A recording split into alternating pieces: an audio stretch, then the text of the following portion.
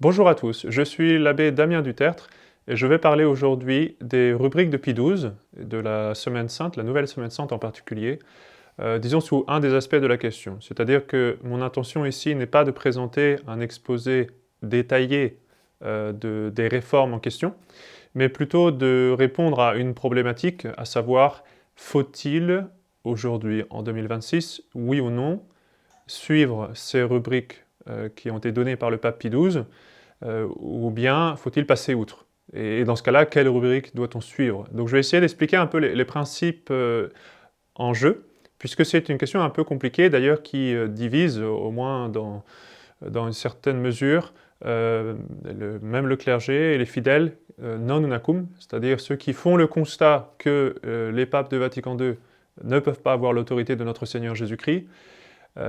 Donc là, on est donc sur le point d'aborder une question qui normalement est une question donc entre personnes quand même, on va dire, qui sont dans le même camp, qui sont d'accord au moins sur l'essentiel du diagnostic, disons, que l'on donne à la crise de l'Église.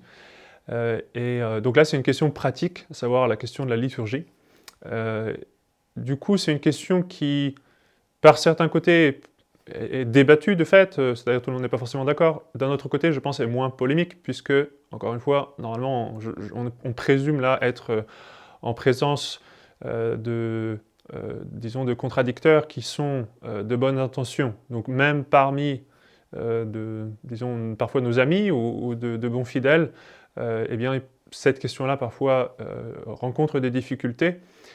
Bien sûr, il y a d'autres personnes aussi qui débattent de ces choses-là de façon beaucoup plus véhémente, mais c'est une question qui est, avec raison, discutée, et qui, je pense, doit être discutée calmement, puisque nous ne sommes pas en présence d'ennemis de l'Église, ni dans un camp, ni dans l'autre. Alors, je vais parler assez peu, comme je l'ai dit, finalement, des changements eux-mêmes. Cela est déjà bien connu et documenté, et peut-être quand même qu'on fera un jour un exposé là-dessus sur notre chaîne Foi Intégrale, mais il existe déjà des exposés assez complets sur la question. Pour n'en nommer qu'un, eh bien, le livre de l'abbé Cekada sur la Nouvelle Messe fait au début une longue recension des changements liturgiques qui ont été introduits déjà dès les premières réformes, donc concoctées par la commission liturgique, même sous le pontificat de Pie XII, et on suit un peu l'évolution au fur et à mesure du temps. Et montre qu'il y a une trame de fond, une certaine unité objective, et qui d'ailleurs est reconnue, que ce soit par Paul VI ou par d'autres. Donc il y a une certaine unité, une certaine continuité. Alors tout de suite, bien sûr, je préviens qu'il n'était pas du tout dans l'intention de Pie XII d'amener des changements liturgiques qui conduiraient à la nouvelle messe. Pie XII n'avait pas du tout l'intention, quand il a promulgué les changements de la Semaine Sainte en particulier, de faire des changements qui aient une connotation moderniste ou d'une façon ou d'une autre qui soit contraire à la foi catholique. D'ailleurs, le souverain pontife est infaillible d'une façon pratique dans la liturgie universelle qu'il promulgue à l'Église, c'est-à-dire qu'une loi liturgique qui est donnée par le pape ne peut pas être mauvaise. Je parle des lois liturgiques universelles, donc ça concerne le rite romain en particulier. Pour toutes ces choses-là, il y a une assistance du Saint-Esprit qui empêche le souverain pontife de promulguer quelque chose de mauvais, ou plutôt, parce que c'est pas vraiment, on ne doit pas regarder l'assistance du Saint-Esprit seulement comme une barrière, si vous voulez, comme un empêchement. Au contraire, le Saint-Esprit guide la Sainte Église et guide le souverain pontife en particulier pour donner des rites liturgiques qui non seulement ne soient pas mauvais, mais en fait même qui soient saints, qui soient sanctifiants. Ceci étant dit, ça reste une question qui est pratique, donc les rites liturgiques peuvent subir des modifications, tout en étant toujours catholiques, au cours du temps, et de fait, les rites liturgiques se sont développés au cours du temps, ça c'est indéniable, il y a eu des petites modifications, même dans ce qu'on appelle la messe traditionnelle, n'est-ce pas? C'est pour ça qu'on fait référence par exemple au missel de Saint Pie V, puisque Saint Pie V a codifié certaines choses qui n'étaient pas faites de façon universelle, de la même façon, disons, identique dans le monde entier. Donc la liturgie est sujette à un certain développement, un développement homogène, organique, logique, disons, des choses. Et il n'y a pas de problème par rapport à ça. Et la Sainte Église ne peut pas nous donner une mauvaise liturgie. Donc ça, on est absolument d'accord là-dessus. Ça veut dire que le rite lui-même donné par l'Église n'est pas mauvais en soi. Ce n'est pas un rite qui a un sens hérétique, ce n'est pas un rite qui favorise l'hérésie ou quelque chose comme ça. Et même dans les circonstances dans lesquelles il est promulgué. Ce qui est vrai cependant, c'est que les circonstances changeant, certains aspects des rites eux-mêmes également ont changé. Donc, au fur et à mesure des siècles, par exemple, des pratiques qui parfois étaient permises dans les premiers siècles ont été plus tard interdites pour des principes de révérence, par exemple, envers le Saint-Sacrement, etc., etc. Alors, bon, j'ai dit que je n'allais donc pas faire une analyse des changements en question, mais enfin, je vais juste reprendre donc un peu le bilan, disons, que fait M. l'abbé Cekada sur les changements liturgiques introduits par les premières réformes accomplies sous Pie XII. Et en fait, on voit une trame de fond, si vous voulez, avec certains principes que l'on va retrouver après à outrance, donc dans les changements ultérieurs, et notamment dans la Nouvelle Messe. Alors, je liste quelques points qui sont donnés par M. l'abbé Cekada dans son analyse. La liturgie suit le principe pastoral d'éducation des fidèles. Donc il y a un côté par lequel on recherche à instruire en même temps que de faire la liturgie, on recherche davantage à instruire les fidèles, ce qui n'est pas une mauvaise chose en soi, si ça reste dans une certaine proportion, et ce qui devient mauvais si ça devient l'élément principal de la liturgie, puisque ce n'est pas le but essentiel de la liturgie, loin de là. Autre point, le vernaculaire peut faire partie intégrante de la liturgie. Encore une fois, à petite dose, dans un contexte favorable, ça peut très bien être pris, et au contraire dans d'autres situations, et à outrance, ça devient excessif et nuisible. Troisièmement, le rôle du prêtre est réduit. C'est quelque chose que l'on retrouve, encore une fois, à petite dose dans les réformes de Pie XII, mais qui va être introduite à dose excessive dans les réformes ultérieures. Quatrièmement, la participation des laïcs doit idéalement être vocale. Sous Pie XII, il y a eu aussi le développement de la messe dialoguée, qui n'a rien à voir avec le chant de la congrégation. Saint Pie X était lui-même en faveur du fait que les fidèles chantent le Kyrie allé, notamment, à la messe, mais ce n'est pas la même chose que la messe dialoguée. La messe dialoguée, c'est vraiment une messe basse, où les fidèles répondent à la place du servant. Cinquièmement, de nouveaux rôles liturgiques peuvent être introduits. Voilà, donc il y a une certaine inventivité, on va dire. Encore une fois, c'est pas nécessairement mauvais, mais ça peut facilement déraper. Sixièmement, les prières et les cérémonies peuvent être changées pour s'adapter aux besoins modernes. Toujours pareil, hein, ce sont des choses qui peuvent se justifier dans une certaine mesure, mais qui, appliquées à outrance, deviennent mauvaises.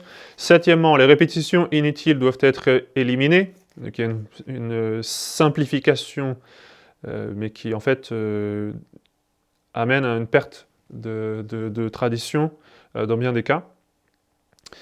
Huitièmement, l'ordomicée lui-même peut changer, l'ordinaire de la messe, et certaines de ces parties peuvent être supprimées. C'est pas intrinsèquement mauvais en soi, d'enlever le dernier évangile, d'enlever les prières au bas de l'autel, par exemple. C'est pas intrinsèquement mauvais en soi, mais toujours la même chose. Quand ça devient excessif, quand ça devient systématique, alors il y a une perte, disons, de la normalité, c'est-à-dire la norme de la messe, qui devient perdue. Le credo, neuvièmement, n'a pas besoin d'être récité aux occasions plus solennelles, donc le credo lui-même est moins récité. Dixièmement, le prêtre préside passivement à la banquette quand la Sainte Écriture est lue. Donc il y a cette notion que le prêtre, du coup, n'est plus tenu de tout faire dans la messe, parce que, par exemple, même à une messe solennelle, voyez-vous, alors l'épître est chanté par le sous-diacre, l'évangile est chanté par le diacre, mais le célébrant, lui, en fait, il récite tout. Donc toutes les parties de la messe, même si elles sont chantées par la chorale, ou par le sous-diacre, ou par le diacre, peu importe, sont également récitées par le prêtre. Le célébrant, lui, il fait tout. Les autres, les assistants, tous ceux qui participent à la cérémonie liturgique, participent justement à l'action que fait le prêtre, mais le prêtre fait tout. Le célébrant fait tout. Onzièmement, certaines cérémonies liturgiques peuvent être accomplies face au peuple, donc c'est le cas notamment de la bénédiction des rameaux dans la Nouvelle Semaine Sainte, Douzièmement, l'importance des saints doit être diminuée, donc il y a pas mal de choses qui sont supprimées par rapport à ça. Treizièmement, les pratiques liturgiques qui offensent les hérétiques, les schismatiques et les juifs doivent être modifiées. Bon voilà, il y a certaines choses qui sont faites, disons, dans un esprit de conciliation.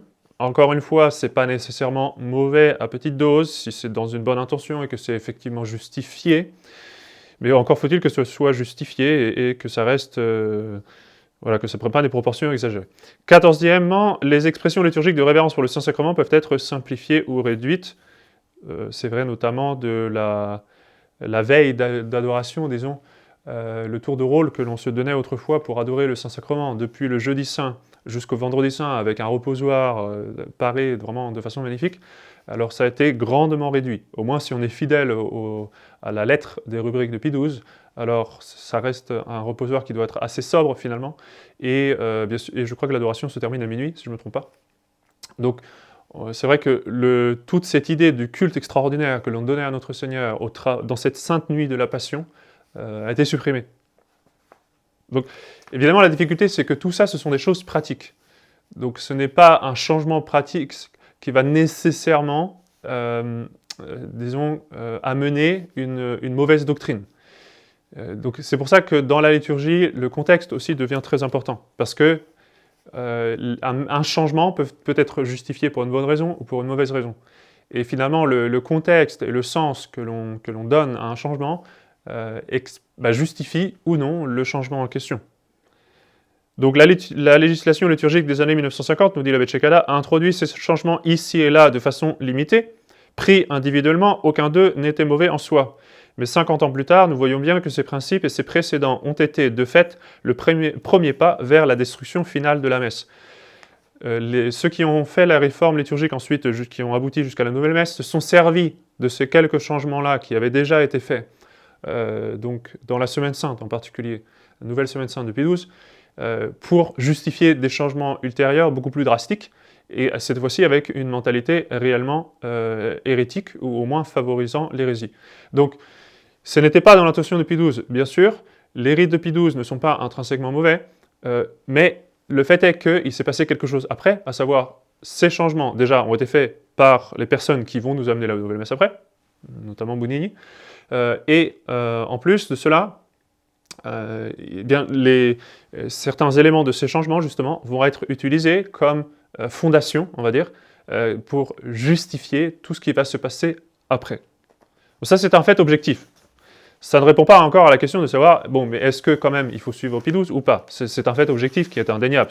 Là, ce que je dis, là, c'est quelque chose d'historique, si vous voulez, c'est même documenté, notamment dans les mémoires de Monseigneur Bonini, ou dans d'autres ouvrages. Donc, encore une fois, l'abbé Cekada, dans son livre « La messe de Paul VI en question », explique dans le détail ces changements. Alors, maintenant, la question de conscience qui se pose, c'est de savoir, est-ce qu'on doit suivre les réformes de Pie XII? Est-ce qu'on peut passer outre, ou même est-ce qu'on doit passer outre? Et dans ce cas-là, quelle réforme est-ce que l'on suit? Quelle version, disons, des rubriques est-ce que l'on doit suivre? Puisque, encore une fois, la liturgie se développe de façon homogène au cours des siècles, donc en fait, régulièrement, il y a des petites mises à jour des rubriques, on va dire. Le pape Saint Pie X lui-même a fait une réforme assez importante de la disposition des psaumes pour le bréviaire, et d'autres règles liturgiques. Donc c'était une réforme quand même très importante, très substantielle, que le pape Saint Pie X a faite en son temps. Donc c'est pour ça que, si vous voulez, pour simplifier, on peut ranger, disons, toutes ces réformes liturgiques qui en fait s'enchaînent dans une certaine mesure les unes aux autres. Là, pour la période de temps qui nous intéresse, je vais distinguer, disons, 3 liturgies ou 3 ensembles de rubriques distincts qui sont importants. Donc, la liturgie de Saint Pie X, la liturgie de Jean XXIII, et ensuite la liturgie de Paul VI, la nouvelle messe, etc. Je vais expliquer pourquoi. Parce que, donc, ce qui se passe, c'est que quand il y a un changement assez important comme ça, alors il y a une nouvelle édition des livres liturgiques qui est éditée. Le missel, et le cas échéant, le bréviaire, même pourquoi pas le pontifical, ce qui est beaucoup plus rare, ou le rituel, ou voilà. Donc, quand cela se passe, si vous voulez, on refait en fait un missel. Alors bien sûr, l'essentiel reste le même, mais quand même, on refait un missel pour mettre à jour les rubriques pour que le missel soit facile d'utilisation. Parce que quand vous avez un missel qui suit un certain ensemble de rubriques et qu'après, petit à petit, vous introduisez des changements, ces changements, ils ne sont pas écrits dans les rubriques du missel. Donc évidemment, vous avez le missel, il faut avoir en tête toutes les petites modifications qui ont été faites après. Ah oui, mais non, c'est vrai, en fait, là, il ne faut pas faire telle mémoire, ou là, au contraire, il faut faire telle mémoire, ou là, au contraire, il faut en fait faire telle fête à la place de celle-ci, etc., etc. Donc ce sont des petits changements qui ont lieu petit à petit, si vous voulez. Mais de temps en temps, du coup, on a besoin de faire une grosse mise à jour, on va dire, du missel, ce qu'on appelle l'édition typique, hein, donc, qui est donnée par le Vatican, et ensuite qui est reproduite par les différentes maisons d'édition liturgique. Donc Saint Pie X en avait fait une, et quand on parle des réformes de Pie XII, en fait, on est encore dans la liturgie de Saint Pie X, c'est-à-dire que ce sont des modifications qui ont été appliquées à la liturgie de Saint Pie X. Là, je parle des changements de rubrique. Pour ce qui est de la Semaine Sainte, par contre, non. Pour la Semaine Sainte, vraiment, là, il a fait, du coup, un petit missel juste pour la Semaine Sainte, séparé, parce que les changements étaient tellement importants que c'était impossible de faire autrement. Mais après, Jean XXIII, lui, a fait une grande réforme, donc mise à jour du missel, du bréviaire et du pontifical. La réforme de Jean XXIII, en fait, est assez drastique, hein. Les gens ne se rendent pas compte, parce que entre le missel de Jean XXIII et la liturgie de Saint Pie X, avec les modifications de Pie XII, peut-être il n'y a pas tant que ça de différence, mais il y en a quand même. Mais au niveau du bréviaire, c'est énorme. Là, c'est vraiment une réforme beaucoup plus drastique. Et au niveau du pontifical, c'est léger, mais il y a quand même des modifications. Par exemple, même des petites modifications dans la prière de bénédiction des saintes huiles, par exemple. Je me rappelle au séminaire, on avait remarqué ça en comparant les différentes versions du pontifical. Et ensuite, bien sûr, vous avez tout ce qui vient de la liturgie de Paul VI. Et encore, quand on dit la liturgie de Paul VI, donc on fait référence à la nouvelle messe, les nouveaux sacrements, etc. Mais en réalité, la dernière version, disons, avec des petites modifications, encore une fois, pas la version stable si on veut, mais une version mise à jour, de la messe traditionnelle, en fait, c'est Paul VI. Avant la nouvelle messe, parce que la nouvelle messe, là, vraiment, c'est un nouveau missel. Mais avant la nouvelle messe, la dernière mouture, on va dire, de ces modifications de la messe traditionnelle vient de Paul VI. Alors, là, je vais faire une analogie qui va sans doute parler plus aux jeunes qu'aux anciens, mais quand vous avez des mises à jour liturgiques, donc vous avez habituellement, si vous voulez, des versions stables, puis ensuite des mises à jour progressives. Donc quand vous avez une nouvelle version stable, ça veut dire que c'est vraiment une grosse mise à jour de fond, et puis après vous avez des petites mises à jour que vous faites au quotidien. C'est un petit peu ça, si vous voulez. Vous avez la version stable, la liturgie de Saint Pie X, la liturgie de Jean XXIII et la liturgie de Paul VI, et en fait vous avez des mises à jour un petit peu tout du long. Alors, en ce qui concerne les réformes du pape Pie XII, je parle bien des réformes du pape Pie XII, pas uniquement de la Semaine Sainte. Ça va être un point important, parce qu'en réalité, le pape Pie XII, non seulement a introduit donc une réforme substantielle, vraiment importante de la Semaine Sainte, mais en réalité, il a aussi introduit des réformes des rubriques du calendrier, du missel, du bréviaire. Ce sont des changements qui sont assez mineurs, encore une fois, ce n'est pas un changement complet de missel, donc une sorte de nouvelle version stable si vous voulez, mais qui sont quand même importants. La suppression des octaves notamment, c'est quand même assez étonnant et frappant, on va dire. C'est vraiment un changement qui ne passe pas inaperçu, on va dire. Bon, alors en tous les cas, le pape Pie XII, donc, en 1955, a promulgué ces rubriques du missel et du bréviaire, donc des petits changements ajoutés à la liturgie de Saint Pie X. Et dans sa lettre de présentation, de promulgation de ces changements, lui-même dit justement et demande aux éditeurs catholiques de ne pas publier une nouvelle version du missel. Donc une version stable, on va dire. Il leur dit, attendez, parce que là, ce sont encore des petits changements, et on est en train de travailler à un changement plus grand qui sera bientôt promulgué. Et donc, à ce moment-là, vous ferez une version stable, voilà, c'est-à-dire vraiment une nouvelle édition typique du missel. On repart à neuf, si on voulait, une fois qu'on a une réforme encore un peu plus grande. Donc il y avait cette idée-là, de toute façon, dès la promulgation des rubriques de Pie XII, que c'était des rubriques temporaires, qui donc n'auraient force de loi que jusqu'à ce que la prochaine version des rubriques soit promulguée. Ce qui effectivement s'est passé. Quand Jean XXIII a promulgué son missel, son bréviaire, son pontifical, alors que s'est-il passé? Eh bien, les prêtres du monde entier ont adopté ces nouveaux livres liturgiques. Donc là, je vais maintenant faire ce qu'on appelle un argument ad hominem, c'est-à-dire utiliser une objection ou un argument de nos contradicteurs et le retourner, en fait, d'une certaine façon, pour en montrer l'absurdité, ou pour voilà, retourner l'argumentation contre la personne qui l'a fait. Donc, dans le milieu non unacum en général, c'est-à-dire ceux qui ne reconnaissent pas les papes du Vatican II, un certain nombre de gens se disent « je reconnais Pie XII comme le dernier pape, donc il faut suivre la liturgie du dernier pape. Et si vous ne faites pas cela, vous avez une attitude schismatique, parce que vous, en fait, désobéissez au pape, puisque le dernier pape a dit qu'il fallait faire ceci. » Alors, dans ce cas, si vous voulez, objectivement, selon ce point de vue, objectivement, il y aurait un péché à abandonner les rubriques de Pie XII pour en prendre d'autres, soit avant, soit après, je suppose. Donc il y aurait une question même voilà, de conscience, du coup, c'est pour ça que même les gens les plus convaincus qui partagent ce point de vue, du coup, vont refuser d'assister par exemple à l'ancienne Semaine Sainte ou d'autres choses comme ça, parce qu'ils voient bien que, dans leur tête, ils se disent le vrai pape, le dernier vrai pape, c'est Pie XII, on doit obéir absolument à cette dernière loi de l'Église, et ne pas le faire serait un péché.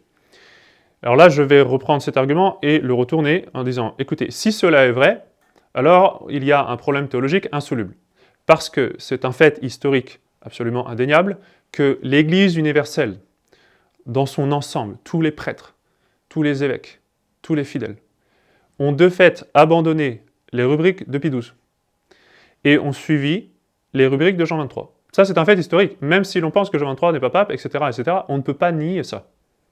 Peut-être on n'aimerait pas que ce soit vrai, mais c'est vrai. Alors, il faut pouvoir expliquer ça. Il faut que notre analyse théologique de la situation actuelle de l'Église prenne en compte la réalité des choses. On ne peut pas, si vous voulez, en 2026, faire un peu l'autruche et se dire, bon, jusqu'à Pie XII, tout le monde était catholique, etc. Aujourd'hui, on est catholique, mais entre les deux, on n'est pas capable, en fait, d'expliquer ce qui s'est passé. Comment est-ce que c'est possible si on dit qu'abandonner les rubriques de Pie XII est un péché ou est une attitude schismatique ou quelque chose comme ça, comment serait-il possible que l'Église entière ait abandonné les rubriques de Pie XII? C'est absolument impossible. Ça irait contre son indéfectibilité. De dire que l'Église entière, en fait, ferait objectivement quelque chose de schismatique, excusez-moi, ou en tout cas qui soit objectivement pécamineux, qui soit mauvais, même si c'est pas fait exprès, si vous voulez. Il est impossible que l'Église, même sans faire exprès, dans le monde entier, fasse quelque chose de la sorte. Donc là, déjà, c'est un argument qui est spéculatif, qui est théologique, d'accord, mais qui en soi est imparable. C'est absolument imparable. C'est-à-dire, si vous n'avez pas de réponse à cet argument que je vous présente, alors votre argument ne tient pas. Comment expliquer que toute l'Église ait abandonné les rubriques du missel et du bréviaire de Pie XII, si vraiment il fallait suivre, sous peine de péché mortel, ou même de péché tout court, les rubriques de Pie XII. Oui. Donc là, c'est un argument par l'absurde. Alors du coup, là, évidemment, le point suivant, ça va être de se dire, bon, dans ce cas-là, peut-être il fallait suivre finalement Jean XXIII, puisque toute l'Église a suivi Jean XXIII, n'est-ce pas? D'ailleurs, justement, même parmi ceux qui rejettent Vatican II, même parmi ceux qui pensent que les papes de Vatican II, au sens large, n'étaient pas vraiment papes, n'ont pas l'autorité de notre Seigneur pour enseigner, gouverner, etc., même ceux qui croient dans l'effectivité de l'Église, tout ça, très bien. Donc dans notre camp, disons, il y a des gens qui pensent que Jean XXIII, finalement, était pape. Donc il y a un désaccord même sur la question de Jean XXIII, à savoir, était-il pape, ne l'était-il pas? Alors, certains vont répondre avec des arguments, disons, d'ordre historique, c'est-à-dire montrer qu'en fait, il y a eu un problème lors de son élection, ou que peut-être il avait été initié à la franc-maçonnerie, ou que sais-je. Si vous voulez, ce sont des arguments qui sont intéressants, qui méritent d'être creusés, mais qui ne sont de toute façon, qui sont sans valeur en réalité, disons, aux yeux de l'Église, tant que la chose n'a pas été établie en cours ecclésiastique. Parce que vous pouvez avoir une opinion sur Jean XXIII, vous pouvez penser que... et vous pouvez même avoir des arguments, vous pouvez avoir des preuves, vous pouvez avoir quelque chose. Mais ça ne change rien, disons, pour votre voisin, si lui refuse de voir ces preuves. Vous voyez, vous n'avez pas l'autorité vous-même pour imposer votre conclusion à tous les catholiques. Autre problème, encore une fois, de toute façon, toute l'Église a suivi, de fait, la liturgie de Jean XXIII. Autre difficulté théologique, que la plupart des gens ignorent, c'est qu'en réalité, en théologie catholique, la question d'un pape putatif a été quelque peu abordé. Ce sont des spéculations, bien sûr, mais qui sont permises par l'Église, de fait. Donc, même un pape qui ne serait pas vraiment pape, pour une raison ou pour une autre, mais qui occuperait la place d'un pape, qui serait au moins temporairement reconnu comme un pape, pourrait poser des actes valides, au moins selon certains théologiens. Il y aurait une certaine forme de suppléance. Donc là encore, vous voyez, on ne peut pas vraiment dire simplement Pie XII était le dernier pape, donc tout ce qui s'est passé après, on l'ignore. C'est pas si simple. Dans le cas d'un curé, d'un prêtre de paroisse, dans le cas d'un évêque diocésain même, ces principes sont assez clairs dans le droit même de l'Église. Le droit canonique prévoit des principes de suppléance, c'est-à-dire même un curé qui n'est pas curé, n'a pas de juridiction, pour une raison ou une autre, ou un évêque diocésain qui n'a pas de juridiction, vraiment. En fait, on pense que c'est l'évêque, en fait, ce n'est pas. Bon, si vous voulez, il y a des principes de suppléance qui sont prévus par le droit de l'Église. Dans le cas du souverain pontife, qui lui est au-dessus du droit purement ecclésiastique, on n'a pas de règles précises, parce que ce n'est pas un cas vraiment normal, évidemment, ce n'est pas un cas très courant. Donc on a cependant des spéculations de théologiens, si vous voulez, qui appliquent un peu les mêmes principes. Et en soi, ça paraît logique, parce que ce sont des principes qui s'appliquent effectivement un peu à tous les échelons de la hiérarchie de l'Église. Donc là encore, on peut ne pas être d'accord sur ces principes de suppléance, etc., sur cette question un peu spéculative de savoir est-ce que notre Seigneur Jésus-Christ donc suppléerait à certaines décisions d'un pape putatif, donc en fait quelqu'un qui n'est pas vraiment pape mais que l'on pense être pape, ce qui était certainement le cas de Jean XXIII pendant une bonne partie de son pontificat, sinon la totalité. Donc là, si vous voulez, il y a quand même une mise en jeu d'une difficulté théologique, c'est-à-dire on rentre dans un terrain qui n'est pas défini par l'Église. Il y a une certaine zone de flou, et donc en disant, alors on va choisir Pie XII, ou alors on va choisir Jean XXIII à telle date, ou alors on va même choisir Paul VI jusqu'à telle date, en fait on rentre là dans le risque d'avoir vraiment toutes sortes d'opinions personnelles. Et donc en fait on va, en suivant la liturgie selon ce principe-là, en fait on va seulement être en train d'imposer une position personnelle, vraiment. Peut-être que vous ne le voyez pas comme ça, mais en réalité c'est vraiment ça. Vous allez imposer à vos confrères catholiques votre opinion, à savoir quand est-ce exactement qu'a eu lieu le dernier exercice d'autorité, par un vrai pape ou par un pape putatif. Là, on rentre dans une zone vraiment qui est un peu embrumée, pour être franc, sur le plan théologique. Ça devient compliqué, et c'est sujet à de graves désaccords. Ça, c'est évident. Bon, et d'ailleurs, si on voulait pousser vraiment ce principe très très loin, alors qu'est-ce qui va se passer ? On va aller suivre la liturgie de Jean XXIII, ou alors même peut-être celle de Paul VI. Ça veut dire quoi ? Ça veut dire qu'en fait on se rapproche de plus en plus de toutes les innovations de la Nouvelle Messe. Parce qu'encore une fois, la Nouvelle Messe, elle n'est pas venue d'un seul coup. La liturgie a été petit à petit modifiée pour se rapprocher de plus en plus de la Nouvelle Messe. Donc, en fait, plus on avance dans le temps, sous Pie XII, sous Jean XXIII, sous Paul VI, plus on va retrouver bon nombre des innovations de la Nouvelle Messe. Alors bien sûr, dans la Nouvelle Messe, c'est à un degré bien supérieur, et au point où ça devient nocif, au point où ça devient mauvais, etc. Mais n'empêche qu'on va se rapprocher de ça. Et justement, ça me fait arriver au principe suivant, à savoir, le but n'est pas nécessairement, et là d'ailleurs, avant de rentrer vraiment sur la question liturgique, je vais faire une vue d'ensemble, disons. Le but aujourd'hui n'est pas de retourner en 1958. Parce que si on retourne en 1958, ça va être pour retomber en 1959, pour retomber en 1960, pour retomber en 1961, etc. et à Vatican II. Comprenons. Si on arrivait à refaire le monde exactement tel qu'il était en 1958, on retomberait dans Vatican II. Donc c'est pas le but, vraiment. Évidemment, le but va au-delà de ça. Et d'ailleurs, encore une fois, on ne peut pas faire l'autruche. C'est-à-dire qu'aujourd'hui, on est dans un contexte. Et on est obligé de prendre en compte ce contexte. Donc, les réformes de Pie XII, qui avaient été introduites dans les années 50, qui contenaient de petites modifications, qui en soi n'étaient pas mauvaises, et qui même, dans l'esprit de Pie XII, certainement étaient promulguées pour une bonne intention, tout à fait orthodoxe et catholique. Maintenant, ces petites modifications-là, en 2026, sont noyées dans un contexte dans lequel ces mêmes modifications sont justifiées par des principes modernistes. Ça, c'est très important de le comprendre. Donc, ce que je vous ai décrit un petit peu, d'accord, la bénédiction face aux fidèles, le prêtre qui récite pas tout à la messe, etc., etc., etc. Bon, plein de petites choses comme ça. Ces choses-là, elles sont, on les retrouve à foison, bien sûr, dans la nouvelle messe, et elles ont pris, disons, elles sentent, l'hérésie moderniste, je suis désolé de le dire comme ça, elles ont pris cette connotation moderniste. Alors bien sûr, encore une fois, ce n'était pas l'intention de Pie XII, et certainement ce n'était pas le cas dans les années 50. Aujourd'hui, on est dans un contexte qui est différent. On n'est pas en 1958, on est en 2026, après des années et des années de nouvelles messes et de liturgie moderniste, dans lesquelles justement certaines pratiques ont pris une certaine connotation.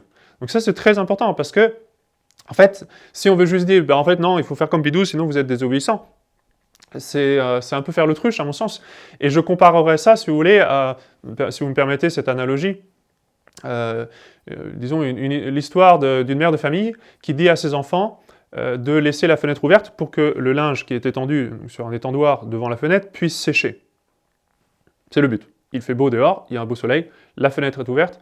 S'il vous plaît les enfants, laissez la fenêtre ouverte, je m'en vais quelques instants, peut-être pour faire une course ou n'importe. Donc laissez la fenêtre ouverte. Pourquoi? Parce que le linge doit sécher. Alors peut-être qu'elle donne la raison, peut-être qu'elle ne le dit pas, mais c'est assez évident. Vous avez l'étendoir qui est juste devant. C'est ça le but, laisser la fenêtre ouverte pour que le linge puisse sécher. Bon. Alors voilà que maintenant survient un orage. Et donc il pleut très très fort. Qu'est-ce qui se passe? Le linge va mouiller. Donc la raison pour laquelle on avait ouvert la fenêtre, maintenant, non seulement ne procure plus le séchage du linge, mais en fait exactement l'inverse. D'accord? Donc là, il est évident que dans ce contexte-là, que va faire un enfant bien sensé? Tout de suite aller fermer la fenêtre. Et pourtant, sa maman lui avait dit de la laisser ouverte. En fermant la fenêtre, il obéit à sa maman. Pourquoi? Il obéit au principe supérieur, à savoir pourquoi est-ce que ma maman avait dit qu'il fallait laisser la fenêtre ouverte pour que le linge puisse sécher. Pourquoi est-ce que je ferme la fenêtre maintenant? Pour que le linge puisse rester sec et ne pas mouiller. Donc en fait, le petit enfant qui ferme la fenêtre, donc littéralement, selon la lettre de la loi, on aurait envie de dire, il désobéit à sa maman. En réalité, lui obéit plus parfaitement. L'image que je vous ai donnée là, de cette petite histoire, si vous voulez, c'est le principe de l'épiquie. L'épiquie, c'est une vertu qui nous permet, donc par laquelle nous appliquons d'une façon bienveillante la loi, donc parfois contre la lettre de la loi, pour en garder l'esprit. Quand la lettre de la loi, justement, finalement se retourne contre son but. Parce que quand un législateur donne une loi, il donne une loi qui est générale, qui s'applique de façon générale, qui n'est pas faite pour nécessairement toutes les circonstances et tous les cas de figure.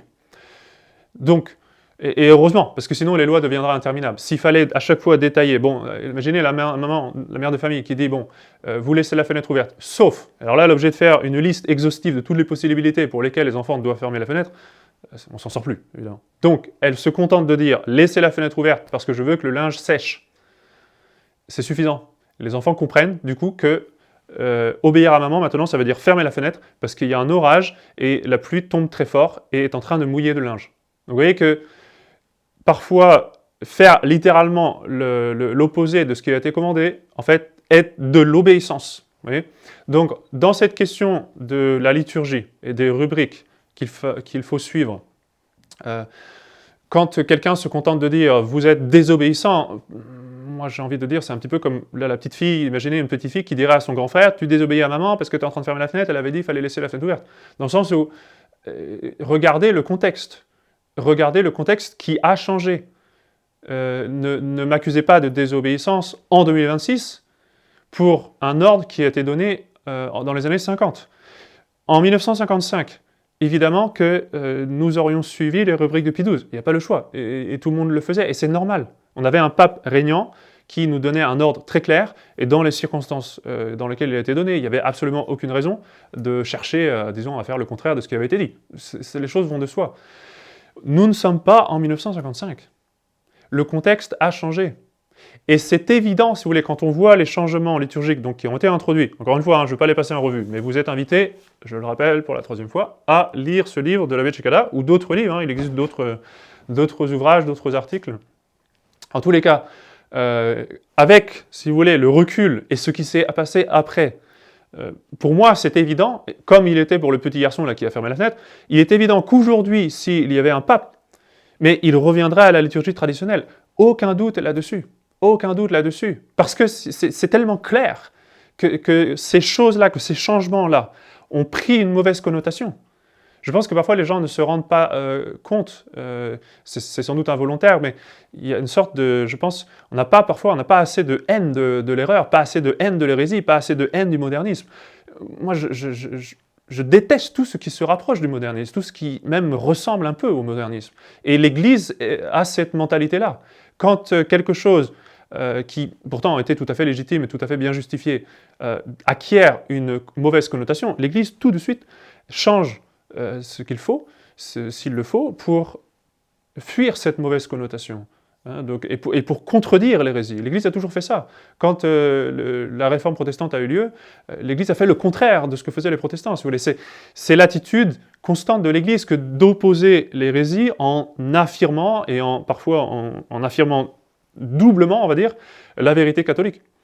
Donc dans le contexte de 2026, c'est évident qu'il faut fermer la fenêtre, c'est-à-dire qu'il faut arrêter ces réformes, retourner donc à une liturgie qui est la dernière, on va dire, juste avant ces réformes, ces premières réformes qui ont été introduites, même sous un vrai pape, le pape Pie XII, et retourner à ce qui se faisait juste avant, à savoir la liturgie de Saint Pie X, mais sans la modification des rubriques imposées par Pie XII, qui de toute façon, encore une fois, n'est même plus la loi de l'Église.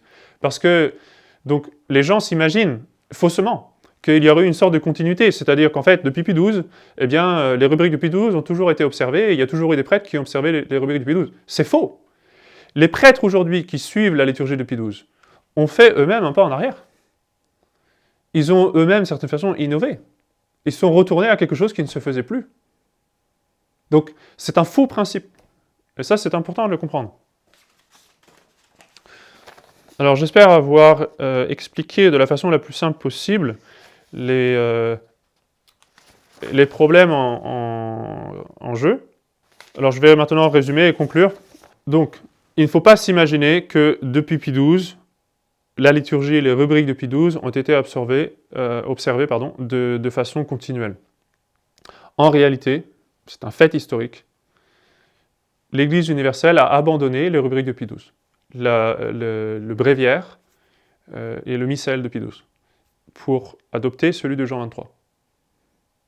Donc, on ne peut pas, par conséquent, nous accuser de faire un péché ou d'avoir une attitude schismatique, parce que dans ce cas-là, toute l'Église aurait également tombé dans quelque chose d'objectivement pécamineux ou d'objectivement schismatique, ce qui est absolument impossible. Là, il y a un problème d'indéfectibilité. Donc déjà, ça veut dire ce principe-là ne fonctionne pas.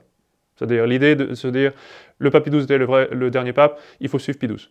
Ça ne fonctionne pas. C'est faux. C'est prouvé faux par l'histoire, en fait, si vous voulez.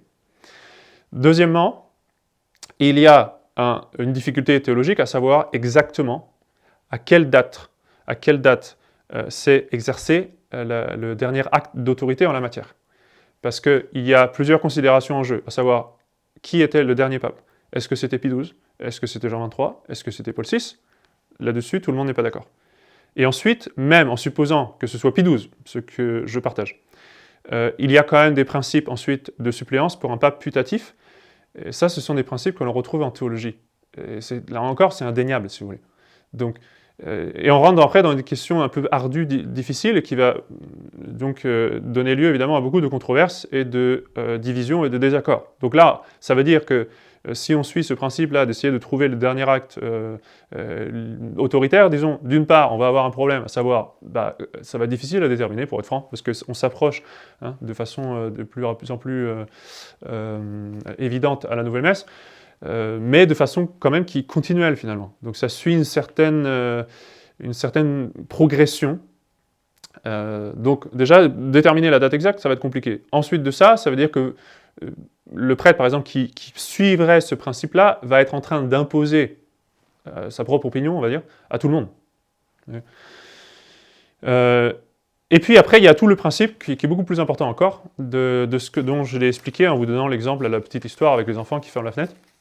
À savoir, en fait, en réalité, quand on regarde le contexte actuel, et donc ces changements qui en soi n'étaient pas mauvais, qui dans leur contexte original n'étaient pas mauvais, qui dans l'intention de Pie XII n'étaient pas mauvais, mais qui maintenant baignent dans une atmosphère où ces changements sont justifiés pas par Pie XII, pas par moi, mais de fait, par le commun, disons, des mortels, par l'estimation populaire, sont justifiés par des principes modernistes, alors ils ont maintenant ces changements de fait une mauvaise connotation. Ça veut dire quoi? Ça veut dire qu'aujourd'hui, pour nous, de façon très très claire, un pape nous dirait de fermer la fenêtre, pour reprendre mon exemple, c'est-à-dire de retourner à ce qui se faisait avant qu'aient été introduits ces premiers changements liturgiques problématiques, disons. Voilà, c'est un argument qui est assez simple en soi, si vous voulez. Je comprends la difficulté morale que certaines personnes ont, parce que la plupart du temps, ceux qui s'accrochent, disons, à aux réformes de Pie XII, sont assez convaincus du fait que l'ancienne Semaine Sainte était plus riche, était plus jolie, etc. Parce que ça aussi, c'est indéniable. Donc, en général, ce n'est pas par attachement, disons, aux réformes que ces personnes-là veulent suivre la liturgie de Pie XII. C'est plutôt par un problème de conscience, en se disant, c'est le dernier pape, on doit lui obéir. Mais j'espère, avec cet exposé, avoir montré qu'en réalité, si on veut vraiment être obéissant, alors il faut fermer la fenêtre. C'est-à-dire, il faut retourner à ce qui se faisait avant que ces changements liturgiques acquièrent une mauvaise connotation. Je vous remercie pour votre attention, que Dieu vous bénisse, et à la prochaine fois si Dieu le veut.